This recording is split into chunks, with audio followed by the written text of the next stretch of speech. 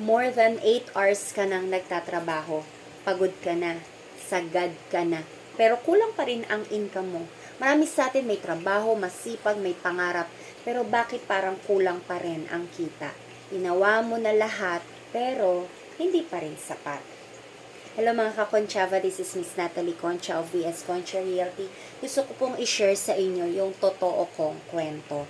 Lumaki po ako na dumaan sa maraming financial challenges hanggang sa makapag-asawa ako. Kahit may maayos naman po kaming trabahong dalawa, kulang pa rin ang income namin.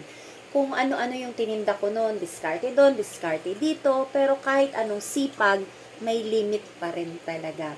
Hanggang may nagyaya po sa akin at nagpakilala ng real estate at aminado ako ang hirap niya sa umpisa. Pero lahat naman na nagsisimula, mahirap.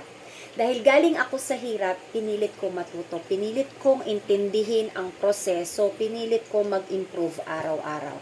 At ngayon, by God's grace, may sarili na po tayong realty. Ito po ang VS Concha Realty. At marami na po tayong kakonsyava na katulad ko rin nagsimula sa challenges ng buhay. Kaya inaanyayahan ko kayo ngayon, bakit hindi nyo po subukan ang vehicle na ginamit namin? Ang sabi nga, right vehicle, right knowledge, right you.